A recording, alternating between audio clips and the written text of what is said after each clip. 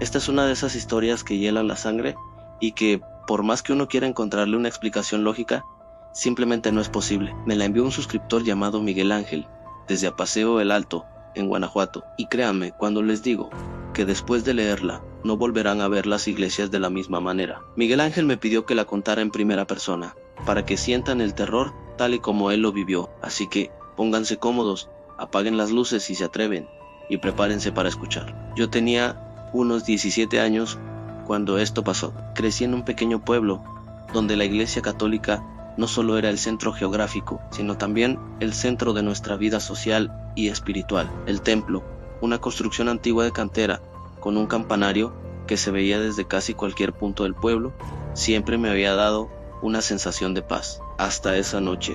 Mi abuela era muy devota y formaba parte del grupo de señoras que ayudaban a limpiar y arreglar la iglesia. A veces, cuando se le hacía tarde, mi mamá me mandaba a alcanzarla para acompañarla de regreso a casa. Esa noche en particular, se celebraba una fiesta patronal importante y los preparativos se habían extendido más de lo normal. Cuando llegué, el sol ya se había ocultado por completo y solo las luces tenues del atrio iluminaban la entrada. Entré a la iglesia. El eco de mis pasos sobre las baldosas de piedra retumbaba en el silencio sepulcral. El aire estaba cargado con el olor a cera quemada, incienso y flores viejas. Llamé a mi abuela en voz baja. Abuela, ¿estás aquí?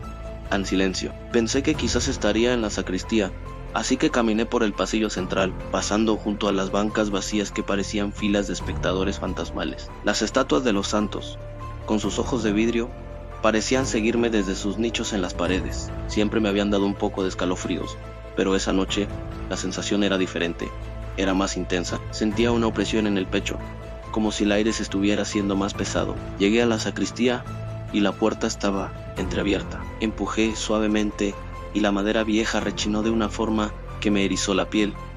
Adentro no había nadie, solo las vestimentas de los sacerdotes colgadas en maniquíes sin cabeza. Sentí un escalofrío recorrer mi espalda. Decidí buscar en la parte de atrás, donde estaban los salones de catecismo y un pequeño patio interior. Al salir al patio, la temperatura bajó drásticamente. Era una noche de verano, pero de repente sentí un frío que me calaba hasta los huesos. El patio estaba rodeado por un corredor con arcos, y en el centro había una fuente de piedra que llevaba años sin funcionar.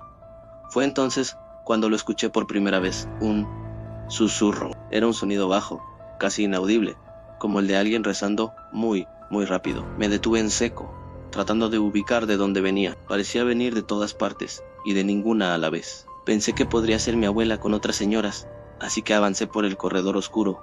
¿Abuela? Volví a llamar, esta vez con un nudo formándose en mi garganta. El susurro se detuvo de golpe. El silencio que siguió fue aún más aterrador. Me quedé inmóvil, escuchando el latido acelerado de mi propio corazón. Entonces, desde el fondo del corredor, en la esquina más oscura, escuché otro sonido. Un llanto no era el llanto de una mujer, un sollozo ahogado, lleno de una tristeza profunda y desgarradora. Un miedo irracional se apoderó de mí.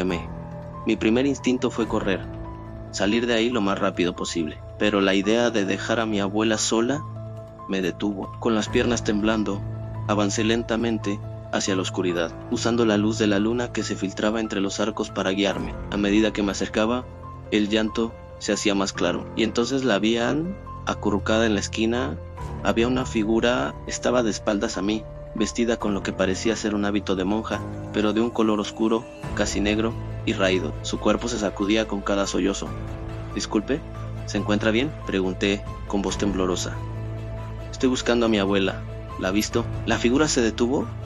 Dejó de llorar. Se quedó completamente quieta por un segundo que me pareció una eternidad. Y entonces, muy lentamente, comenzó a girar la cabeza hacia mí. El movimiento era antinatural, espasmódico, como si sus huesos se estuvieran quebrando con cada centímetro que giraba. El cuello tronaba con un sonido seco y horrible. Yo estaba paralizado por el terror. No podía moverme, no podía gritar, solo podía observar mientras su rostro quedaba finalmente frente a mí. Y lo que vi, Dios mío, lo que vi, me perseguirá por el resto de mi vida. No tenía ojos. En su lugar, había dos cuencas oscuras, vacías, de las que escurría un líquido negro y espeso, como alquitrán, que manchaba sus mejillas pálidas y hundidas. Su boca estaba abierta en una mueca de agonía silenciosa, una o perfecta y negra, de la que no salía ningún sonido. De repente, esa boca se abrió aún más, de una forma imposible, y de la oscuridad de su garganta salió un grito, pero no era un grito humano, era un chillido agudo, desgarrador, un sonido que parecía rasgar la mismísima tela de la realidad. Sentí como si ese grito me estuviera perforando los oídos y el cerebro. Fue eso lo que rompió mi parálisis. Grité y corrí sin mirar atrás, tropezando en la oscuridad, con el eco de ese chillido infernal persiguiéndome. Sentía que algo venía detrás de mí, sentía su presencia fría y maligna a mi espalda. No me atreví a voltear. Salí disparado de la iglesia, atravesé el atrio como un alma que lleva el diablo y no paré de correr hasta que llegué a mi casa con los pulmones a punto de estallar. Entré de un portazo, pálido y temblando, sin poder articular palabra. Mi mamá se asustó al verme así, y en ese momento la puerta se abrió de nuevo. Era mi abuela. Venía llegando a la casa, tranquila. Me miró extrañada y me preguntó qué me pasaba. Le dije que había ido a buscarla a la iglesia. Ella frunció el ceño. Me dijo que había salido de allí hacía más de una hora, justo cuando el sol se estaba poniendo, y que de hecho ella misma había cerrado y asegurado todas las puertas del templo antes de irse. Nadie me creyó al principio. Pensaron que me lo había imaginado, que la oscuridad de la iglesia me había jugado una mala pasada. Pero días después, hablando con el sacristán, un hombre ya muy viejo que conocía todas las historias del pueblo, me contó algo que me heló la sangre. Me dijo que hacía muchísimos años, antes de que él naciera, en los terrenos donde se construyó la iglesia, había un convento. Y en ese convento hubo una monja que, según la leyenda, se quitó la vida de una forma terrible tras cometer actos que la iglesia consideraba imperdonables. La enterraron en suelo no consagrado, en algún lugar del patio, sin nombre y sin cruz. Desde entonces, se dice que su espíritu atormentado vaga por las noches, buscando el perdón que nunca encontrará, llorando por sus pecados y arrastrando a la locura a quien tenga la desgracia de encontrársela. Nunca más volví a entrar a esa iglesia de noche. Incluso de día, cuando paso por ahí, siento un escalofrío y no puedo evitar mirar hacia ese corredor oscuro en el patio, esperando, con un terror profundo, volver a ver esa figura y escuchar su llanto. Espero que esta historia te haya mantenido al borde de tu asiento. Si te gustan los relatos de terror como este, no olvides suscribirte al canal Gabriel Pro, donde encontrarás muchas más historias que no te dejarán dormir. Dale like a este video y compártelo con alguien que creas que es lo suficientemente valiente. Gracias por escuchar y dulces pesadillas.